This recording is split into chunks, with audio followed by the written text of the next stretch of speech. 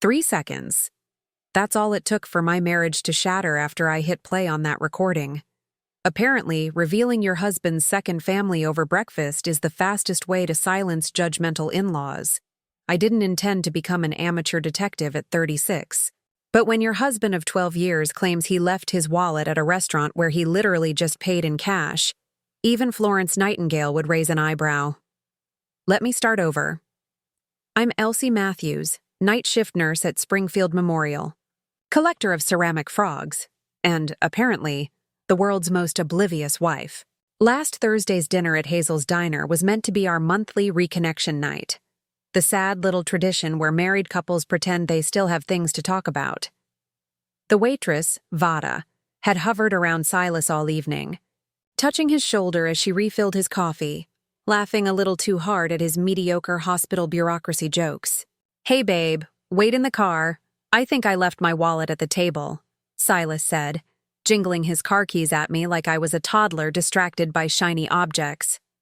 I had watched him pay in cash and slip his wallet into his jacket pocket, not his back pocket, before we stood to leave. "Sure thing, honey," I replied with the practiced smile of someone who'd spent 12 years ignoring instincts. As his Brooks Brothers silhouette disappeared toward the neon diner sign, I made a choice that would have made my cautious mother clutch her pearls. I followed him. Not immediately. I'm not completely reckless. I counted to 60, watching his confident stride through the plate glass windows. Then I slipped my phone out, opened the voice recorder app, hit record, and tucked it into my jacket pocket. "Just forgot my sweater," I told the teenage host, who barely glanced up from his phone as I slipped back inside. The diner was the quintessential American scene: vinyl booths, nostalgic memorabilia, burnt coffee, fresh pies. I spotted them instantly in the corner booth, farthest from the windows. "Convenient." "I can't keep doing this, Silas," Vada said, her voice tense but hushed. "Lily asked me yesterday why her daddy doesn't live with us like her friend's parents do." "Lily? Who the hell was Lily?" I slid into the adjacent booth, hidden behind a partial wall covered in vintage license plates. A prop menu became my shield as I strained to catch every word about to obliterate my reality. "I told you I'm working on it," Silas replied in that smooth, reassuring tone he used when calming hospital billing departments. "But Elsie's been through a lot with her mom's cancer last year. I can't just drop this on her now." Oh, how considerate, using my mother's death as an excuse to postpone his confession. If I weren't in the middle of an out-of-body experience, I might have appreciated the irony. 5 years, Silas. 5 years of me raising our daughter while you play house across town. I didn't sign up to be your secret family. The word daughter hit me like a defibrillator. Not a mistress, a child. A 4-year-old named Lily who shared my husband's DNA but not his address. The mental math clicked immediately. 5 years ago, while I pulled double shifts to save for the house Silas insisted we needed, he was building a second branch of the family tree across town. "You think this is easy for me?" Silas's voice had that familiar edge, the same he used to postpone fertility treatments. Just 1 more year, for 5 consecutive years. I'm juggling 2 households, 2 sets of bills. The Riverdale apartment isn't cheap. Riverdale, the neighboring town where Silas had weekly poker nights with the guys. Apparently, the poker chips were diapers, and the winning hand was a family I knew nothing about. "That's rich," Vada snapped, venom dripping from her words. "Poor you, maintaining your perfect suburban life with your perfect nurse wife, while your daughter grows up without her father's last name." I should have been devastated. I should have collapsed into tears or stormed the diner to create a scene. Instead, a strange calm washed over me, the kind that comes when every suspicion you've ever had suddenly gets validated. The unexplained weekend emergencies, the mysterious cash withdrawals, the lack of interest in starting our own family. "Lower your voice," Silas hissed. "I've got a plan. I've been moving money into a separate account. By spring, I'll have enough saved to handle the divorce without losing everything." "Ah, so I'd been on a countdown clock I didn't even know existed. How efficient of him. You've been saying that for 2 years, Vada replied. Meanwhile, Lily starts kindergarten next fall, and the school forms need a father's information. What am I supposed to write? Dad exists but is busy with his other family? I'd heard enough. With the stealth of someone who navigates hospital corridors without waking a single patient, I slipped out and returned to the car. 7 minutes had passed, not long enough for Silas to notice, but plenty of time to record the collapse of my marriage. When Silas finally returned, wallet retrieved and conscience apparently untroubled, I almost admired his performance. Almost ready to head home, babe. I'm beat, he said, starting the engine of our Volvo, the sensible family car we'd bought to one day fill with children. Children that apparently existed, just not with me. Sure thing, I replied, wondering if he could hear the seismic shift in my voice. Long day. As we drove home in near silence, Silas hummed along to the radio like a man without the weight of 2 families on his shoulders. I began mentally cataloging our assets. The house in his name, the joint accounts, the life insurance policy listing me as beneficiary because, of course, responsible planning. By the time we pulled into our Maple Street driveway, with its perfectly manicured lawn and neighborhood association fees, I had the beginnings of a plan that would make Silas's spring timeline look like a child's crayon doodle. I'm thinking, we should have your parents over for breakfast this weekend, I said casually as we entered the house. It's been a while since we've seen them. Yeah, that would be nice, he replied, distracted by his buzzing phone. Probably Vada, wondering how the conversation with his wife went. If only she knew there hadn't been one yet. Great. I'll make my special blueberry pancakes, I said, already envisioning a very different kind of special on the menu. I have a feeling it'll be a breakfast they'll never forget. As Silas kissed my forehead with the practiced affection of a man who'd perfected compartmentalization, I smiled. Not the smile of a woman broken, but of one awakened. After all, night nurses know better than anyone. The darkest hour comes just before the dawn. When people say marriage is about compromise, they usually mean deciding whose family to visit for Thanksgiving, not discovering your husband has been playing suburban dad bingo with a full second card across town. After my little reconnaissance mission at Hazel's Diner, I slept like a rock. If rocks could fantasize about elaborate revenge scenarios involving PowerPoint presentations of betrayal. Meanwhile, Silas snored beside me, blissfully unaware that his double life had just been reduced to a 7-minute audio file neatly labeled Exhibit A in my mental divorce proceedings. Friday morning arrived with Springfield's signature October chill. Perfect weather for serving cold, hard truth.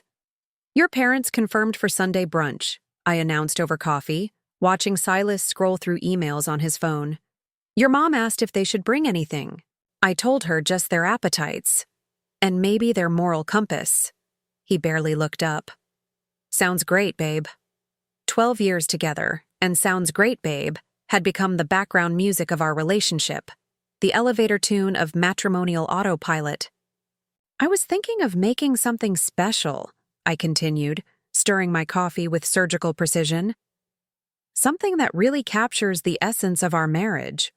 Whatever you want, he mumbled, completely missing my verbal breadcrumb trail toward disaster.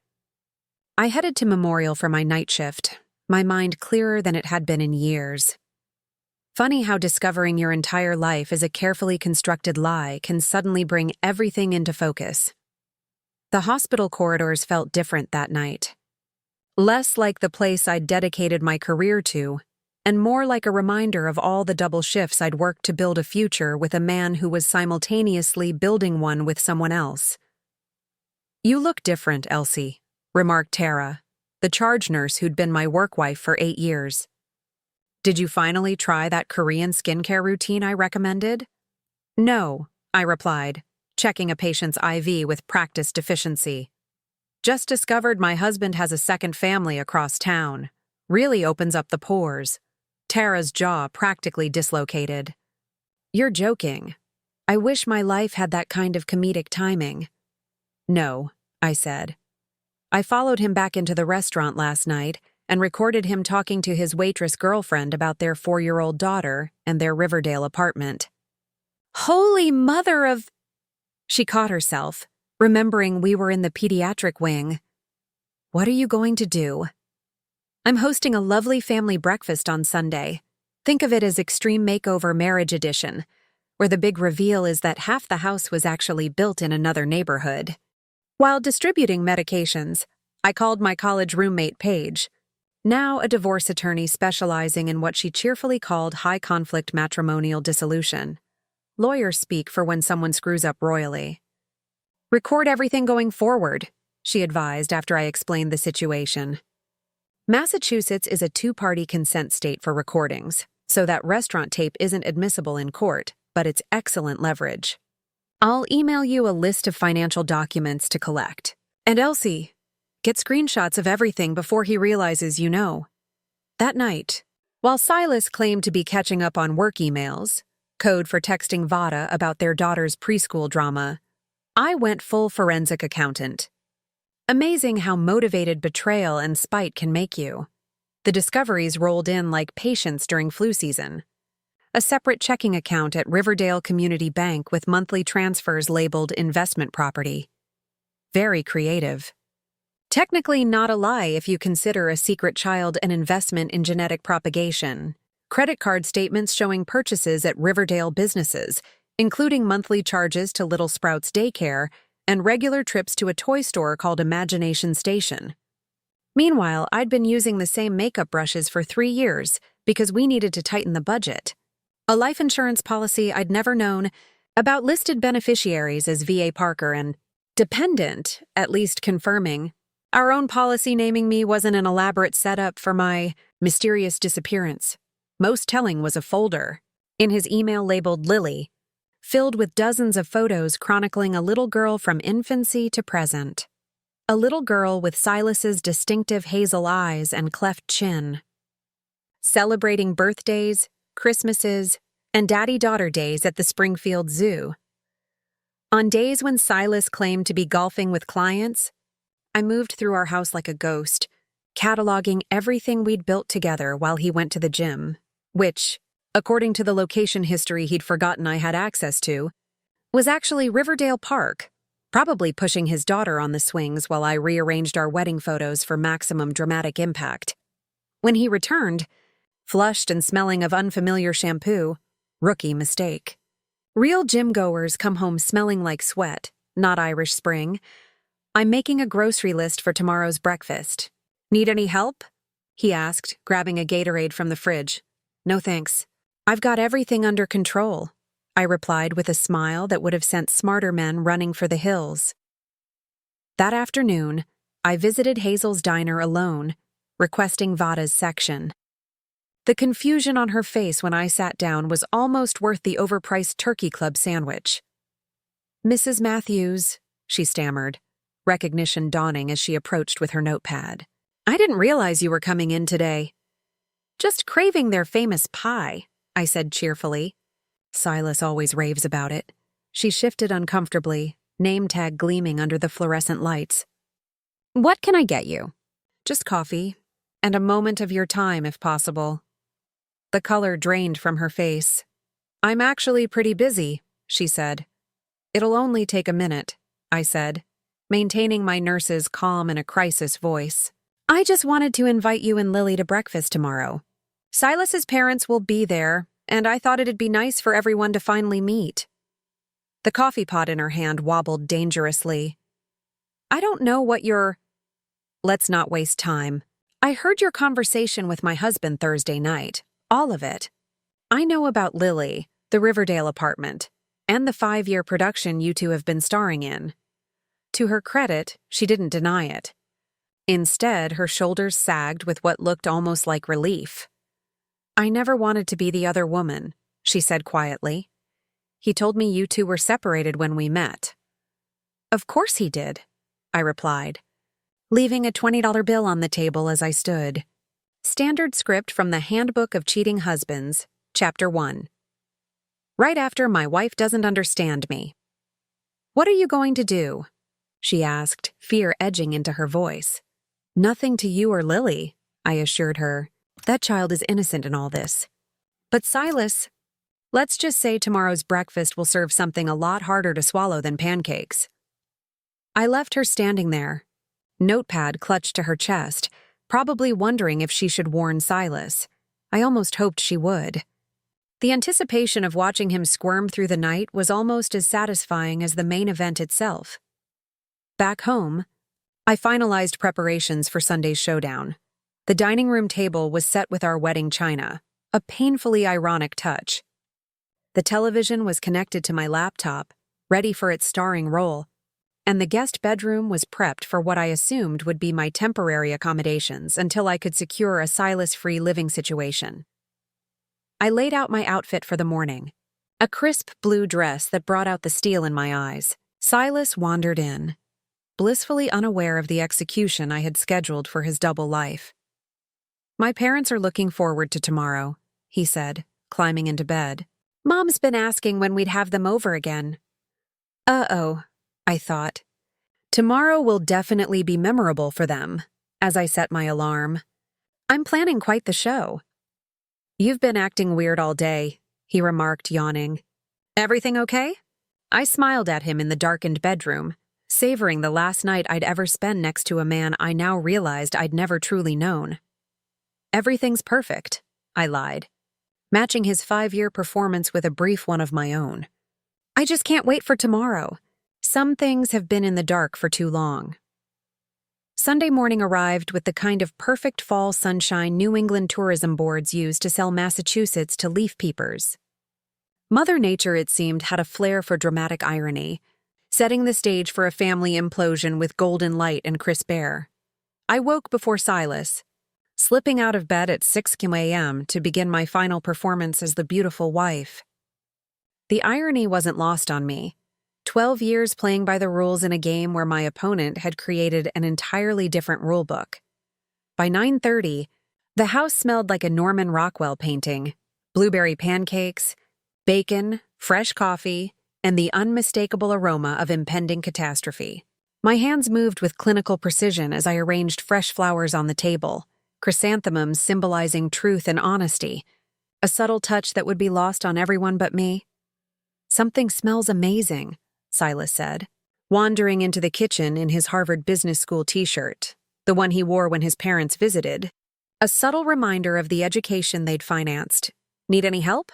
He asked. Everything's under control, I replied, checking my phone. Just waiting for the guests of honor. His phone buzzed. He glanced at it, frowned slightly, and excused himself to the hallway, no doubt Vada trying to warn him about my diner visit. Too late, sweetheart. The wheels of justice were already rolling down our perfectly swept driveway. Gerald and Martha Matthews arrived at exactly 10:02 a.m., punctual as tax season. Martha carried her signature bundt cake, the one she'd been bringing to family gatherings for 30 years. Despite everyone's polite suggestions to just bring herself next time, darling, Martha air-kissed near both my cheeks, her Chanel No. 5 creating a cloud around her silver blonde bob. The house looks lovely, though the living room curtains might benefit from a good steaming. 12 years of passive-aggressive commentary on my homemaking, and she still found new territory to critique. So good to see you. Martha, I replied with newfound serenity, amazing how little her jabs mattered now that I was about to set her precious son's reputation on fire. Gerald, you look well, I said. Gerald, a retired accountant with perpetually confused eyebrows, nodded and handed me a bottle of mid-priced champagne. 4 mimosas, he explained unnecessarily. Perfect timing, I said, accepting the bottle. We definitely have something to celebrate today. Silas shot me a quizzical look as he hugged his parents, but I was already heading to the kitchen to check on breakfast. In reality, I was confirming that my laptop was properly connected to the TV and that my carefully prepared presentation was ready to launch.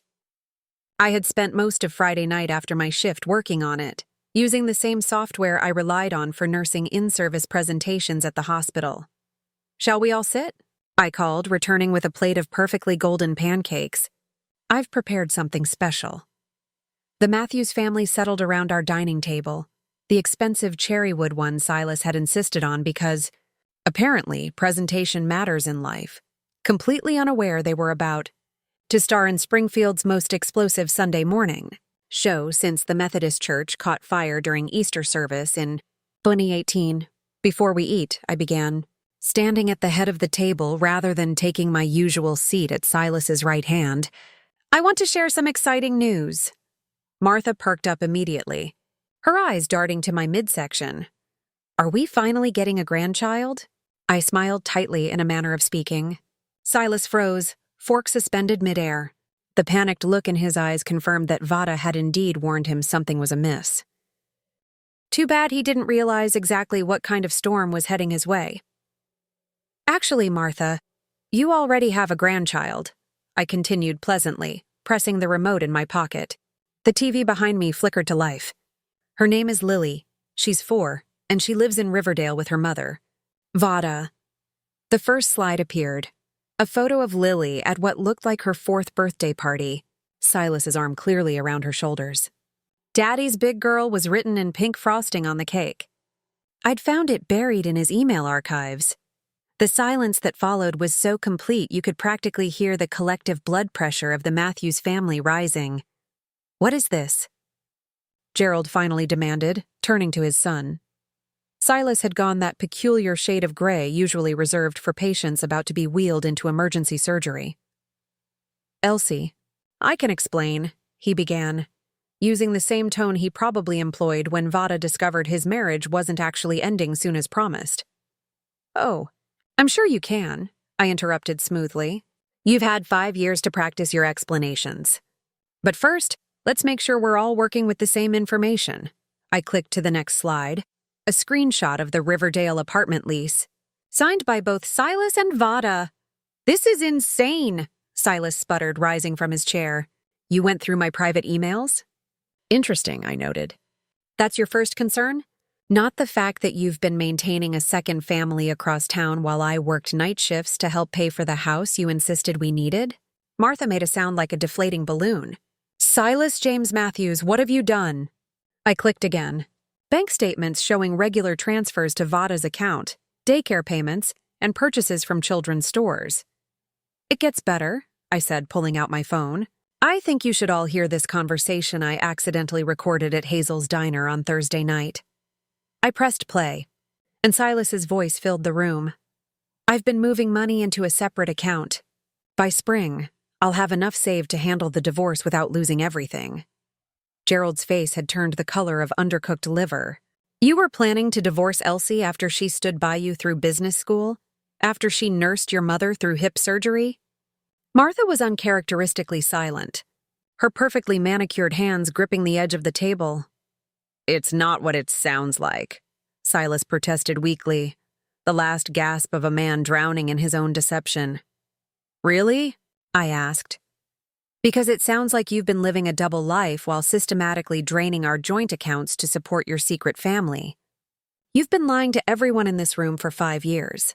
Sounds exactly like what it is. A betrayal so complete it's almost impressive. I clicked to the final slide. A neatly organized chart comparing our household expenses with the estimated cost of maintaining the Riverdale apartment and child support. Channeling my inner boardroom presenter, I explained, for those interested in the financial aspects, Silas has spent approximately $289,000 on his second family over the past 5 years. That's money that could have gone toward the fertility treatments he kept postponing because they were too expensive right now. Martha finally found her voice. You told us Elsie didn't want children yet. The hits just kept coming. I almost felt sorry for him as his carefully constructed house of cards collapsed, one joker at a time. I'd like to clarify something, I said, turning to my in-laws. I've never had anything against becoming a mother, but apparently, Silas preferred to allocate his paternal resources elsewhere. This is ridiculous, Silas snapped, desperation making him bold.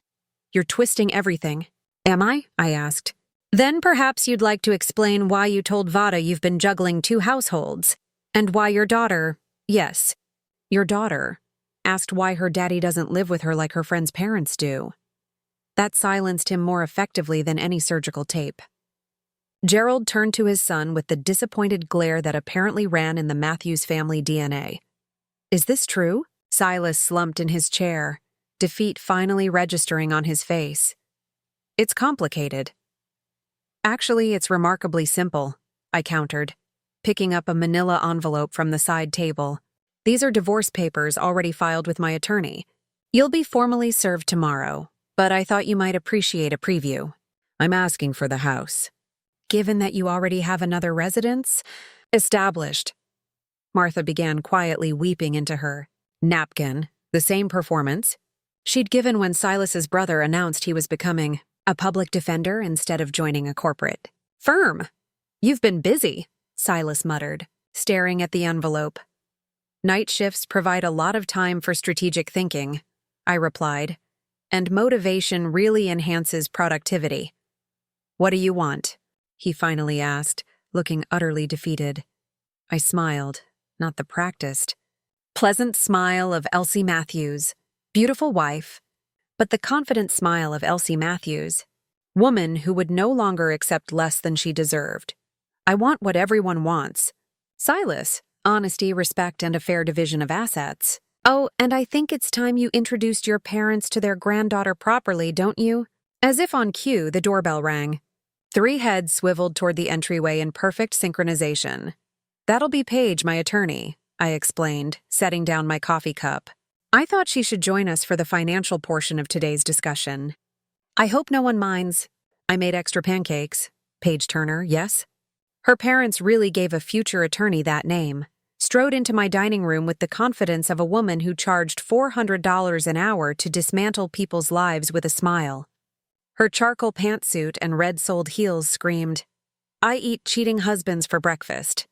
More effectively than any business card. Sorry I'm late, she announced, setting her leather portfolio on the table. Traffic on Main Street was terrible. Someone should really tell the Methodist Church that 11 a.m. services create a nightmare bottleneck. I made quick introductions, enjoying the surreal tableau of my college roommate shaking hands with my soon-to-be ex-in-laws, while Silas looked like a man watching his own funeral. Paige is here to discuss the financial disclosure requirements, I explained, refilling coffee cups as if we were discussing book club selections rather than the implosion of a 12-year marriage. Since Silas has been so creative with his accounting, we thought it best to have everything properly documented. Martha dabbed at her eyes with a napkin. I just can't believe this is happening. Imagine how I felt, I replied, sliding the untouched pancakes aside to make room for the documents Paige was arranging. At least you found out in the comfort of your son's home. I discovered it while hiding behind a license plate display at Hazel's diner. Gerald, whose accountant's soul seemed genuinely disturbed by the financial impropriety more than the moral bankruptcy, cleared his throat. Perhaps we should give Silas and Elsie some privacy to discuss. Actually, Gerald, I interrupted gently, you and Martha should stay as partial financiers of Silas's education and career, your stakeholders in this situation. Plus, you have a granddaughter to meet, and I suspect Silas might need a ride home later. Silas's head snapped up. What do you mean, a ride home? Well, you won't be staying here, I explained, as if speaking to a particularly slow patient. I've had the locks scheduled to be changed this afternoon. I've packed your essentials in those suitcases by the door. The rest can be arranged through our attorneys. Paige nodded approvingly. She'd advised this decisive approach, warning that waffling would only give Silas time to hide more assets or concoct elaborate justifications. You can't just throw me out of my own house, Silas protested, his voice rising to a pitch I'd previously only heard when the New England Patriots lost the Super Bowl. Actually, while I can't legally force you out today, I conceded, Paige has prepared a formal request for exclusive use of the marital home pending divorce proceedings. Given the circumstances and evidence of financial misconduct, she believes the judge will grant it immediately. You can contest it, of course, but that would mean explaining your double life in court. I slid a document across the table. This is a formal notice of intent to file for exclusive occupancy of the marital residence. Judge Wilson has agreed to hear the emergency petition first thing Monday morning. I'd never seen Silas speechless before. It was a refreshing change from his usual narrative domination. "You're really going through with this?" he finally sputtered. "Did you think I wouldn't?" I asked, genuinely curious. "Did you think I'd just accept your explanation and carry on being the convenient wife while you played daddy across town?" Gerald's accountant eyebrows nearly disappeared into his hairline. "Silas, what were you thinking?" "He wasn't thinking with his brain, that's for sure," I muttered, earning an unprofessional snort from Paige. The doorbell rang again, and Silas looked ready to dive under the table. "Who now?" "The entire Springfield Gazette?" "Actually, it's FedEx," I replied, checking my phone. "The documents from your office should be arriving now." Silas truly paled. "What documents?" "Oh, did I forget to mention?" I added with a smile. "I had your assistant, Margot, send over copies of your schedule for the past 5 years. She was quite helpful after I explained the situation and showed her our marriage certificate. Apparently, finding out your boss has a secret family really motivates administrative staff to cooperate with reasonable requests." I opened the door to accept the package, signing with a flourish that felt like autographing my own Declaration of Independence. "You had no right to involve my office," Silas hissed when I returned. "And you had no right to father a child with another woman while married to me. Yet here we are, breaking all kinds of social contracts," I replied, handing the package to Paige. Martha, who had been uncharacteristically quiet, suddenly stood. "I need to see her." Everyone turned to stare. "Lily," she clarified, her voice steady despite her trembling hands. "My granddaughter. I need to see her." Silas looked like he might faint. "Mom, this isn't the time." "When is the time, Silas?" "After you've lied for another 5 years. The child is 4 years old. That's 4 years of birthdays and Christmases I've missed while you've been playing divide and conquer with your families." Gerald stood beside his wife, suddenly looking every day of his 65 years. "Your mother's right. We should meet her." The beautiful chaos of the moment almost made the past 72 hours of pain worth it. Almost. "That can be arranged," I said, pulling out my phone. "Veda and Lily are actually waiting at the playground behind the library down the street. I thought it might be good for everyone to meet in a neutral location." "You invited them here?" Silas looked genuinely terrified now. "World collisions tend to do that to people who've built their lives on keeping realities separate. Not here." "To the playground by the library. Pay attention, Silas. And yes, when I visited Veda yesterday, I suggested it might be time for a family reunion of sorts. She agreed your parents deserve to know their granddaughter." Martha was already grabbing her purse. "Gerald, get the car." "Actually, it's walking distance," I explained. "Paige and I have some paperwork to go over with Silas first." "Why don't you two head over? You can't miss them." Lily has Silas's eyes. After they left, moving with more purpose than I'd seen in years, the real business began. Paige laid out document after document detailing Silas's financial duplicity. The separate accounts, the systematic cash withdrawals, the Riverdale property never disclosed on our joint tax returns. "This level of financial separation while maintaining the appearance of marital unity is actually impressive," Paige noted. "Unethical and potentially in violation of marital financial disclosure laws. But impressive. I was trying to protect everyone," Silas attempted his defense. "As flimsy as a hospital gown." "By hiding marital assets?" I asked. "That's like saying you set the house on fire to keep it from getting dusty." Paige outlined the settlement terms. "I would keep the house and my retirement accounts. Silas would keep his separate accounts and assume all debts related to the Riverdale property. Child support for Lily would be formally established." "You've thought of everything," Silas said bitterly. "Night shifts are long," I reminded him, "and betrayal is quite motivating." As Silas grudgingly signed the preliminary agreements, I felt a strange lightness spreading through my chest. Not happiness, that would take time, but liberation, the sweet release of no longer carrying someone else's lies. "There's one more thing," I said as Paige gathered her documents.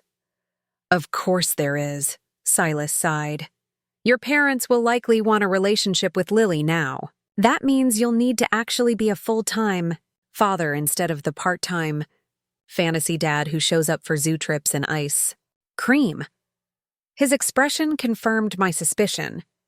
He'd enjoyed the compartmentalized parenting arrangement that let him play super dad without the daily grind of actual parenting. Know how to be a father, he insisted. No, you know how to perform fatherhood when it's convenient, I corrected. There's a difference. Ask any single parent like Veda has been for 4 years. Paige checked her watch. We should wrap this up. Elsie, the locksmith will be here within the hour. Silas, you have until then to collect your essential belongings. As they finalized details, I stepped onto our back porch, soon to be just my porch, and breathed in the crisp October air. From here, I could see the playground where Martha and Gerald were likely meeting their granddaughter for the first time. Another family being remade by Silas's choices. When I returned inside, Silas was standing by the suitcases I'd packed, looking lost in the house he'd insisted we buy together. You know you won't get away with this, he said, a final desperate attempt at regaining control. People will take my side when they hear your version. I laughed.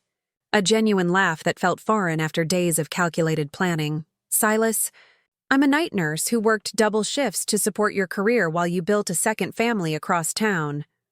I stumbled onto your betrayal by accident, and I responded with paperwork rather than drama. Exactly whose side do you think people will take? I asked him.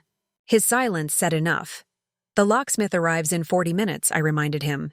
You might want to head to the playground and try some damage control at the nuclear family reunion currently underway. As he wheeled his suitcases toward the door, a sudden question stopped him. How did you know? He asked. What made you follow me that night at the restaurant? I smiled, finally delivering the line I'd been rehearsing since Thursday. Because you paid the bill with cash, then claimed you'd forgotten your wallet. Even your lies couldn't keep their stories straight. 3 months after the breakfast that obliterated my marriage faster than Martha's bundt cake demolished a diet plan, I found myself on my porch swing, not ours anymore, watching January's first serious snowfall blanketing Springfield in pristine white. Symbolic, really. Life has a way of dropping perfect metaphors when you least expect them. The divorce proceedings moved forward with remarkable efficiency, thanks to Paige's shark-like litigation skills and Silas's complete lack of moral high ground. Turns out judges aren't fond of men who maintain secret families while hiding marital assets. Who knew? My house, now legally in the process of becoming solely mine as Silas's name was removed from all documents, felt different, bigger somehow, without deception filling its corners. I'd redecorated, replacing the beige walls Silas had insisted on. Neutral tones maintain resale value, sure, but this time I chose colors with actual names beyond eggshell and taupe. My phone buzzed with a text from Tara. Night shift crew going for breakfast at Jim's Diner after work tomorrow. In or out? Not Hazel's Diner? Never again? Hazel's Diner, I texted back. In. Save me a seat at the counter of redemption. My hospital colleagues had become an unexpectedly fierce support system during the divorce hurricane. Healthcare workers, who regularly deal with bodily fluids, have very little patience for emotional nonsense. Their loyalty manifested in practical ways, covering shifts during court appearances, delivering casseroles that didn't ask questions, and religiously avoiding Hazel's Diner in solidarity. The neighborhood had also quietly chosen sides. Mrs. Peterson next door accidentally turned her sprinklers on Silas while he collected the last of his belongings. The Johnsons across the street stopped inviting him to their legendary 4th of July barbecues. Even Pastor Williams from the Methodist Church, the one causing traffic jams every Sunday, stopped by with banana bread and a discreet business card for his sister, a therapist specializing in betrayal trauma. Riverdale, meanwhile, was experiencing its own restructuring. Veda had moved with Lily to a new apartment closer to her parents, finally leaving behind the property that had symbolized her other woman status. According to Martha, who now called me weekly with thinly veiled apologies, Veda had enrolled in community college nursing classes. She says you inspired her. Martha explained during our last awkward phone call. Something about how you handled the situation with such professional precision. I wasn't sure how to feel about inspiring my ex-husband's mistress, but life is nothing if not complicated. Besides, the healthcare system always needs more nurses who understand the value of accurate documentation. Silas had moved into a depressingly predictable bachelor apartment downtown, equidistant from his Riverdale obligations and his Springfield office. He now had court-mandated visitation with Lily every weekend and Wednesday evening, leaving him perpetually exhausted and chronically late to work. Parenting is harder than I expected, he admitted during our last property division meeting. Dark circles under his eyes mirroring the ones I'd earned during years of night shifts.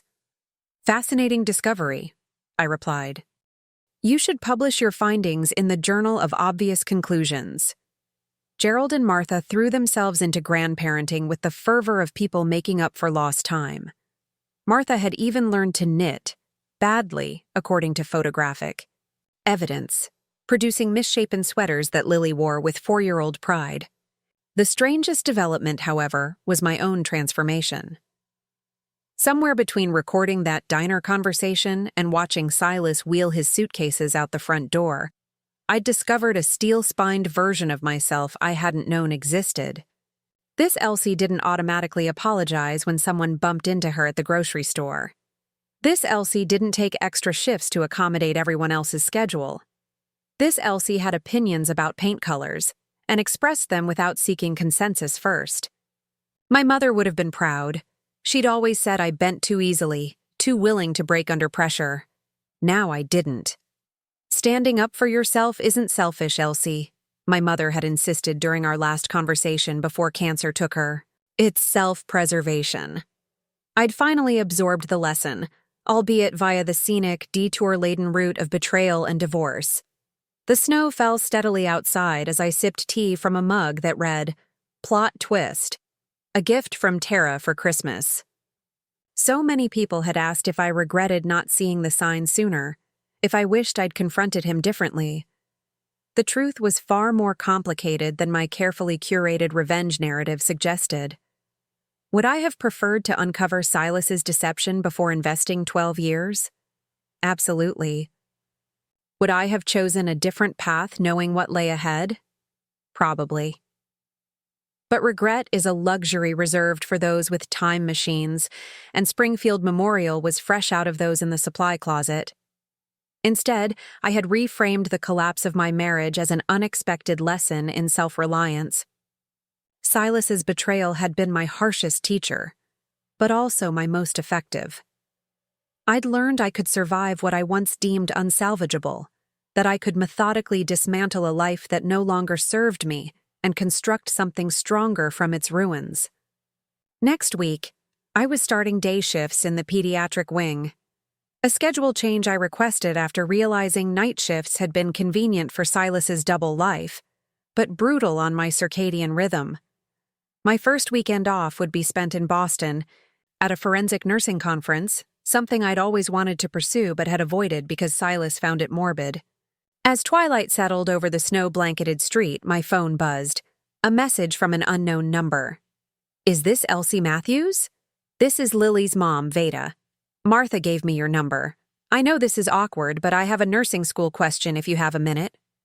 I stared at the message, marveling at the strange paths life carves when you least expect them. Then I typed back, This is Elsie. I have a few minutes. Ask away. Life after betrayal isn't a straight line toward healing. It's messy, complicated, and sometimes requires answering texts from the woman your husband left you for. But if night nurses know anything, it's that darkness eventually gives way to dawn. And sometimes the view at sunrise is worth every storm that came before. And that wraps up today's story. Now we want to hear from you. Where are you watching from? Drop your city or country in the comments, and let's see how far these stories reach. If this story moved you or gave you chills, give it a like, share, and subscribe for more powerful stories. One last thing, rate the story from 1 to 10 in the comments. Your feedback helps us bring you even better ones next time. Thanks for watching. We appreciate you being part of this storytelling journey.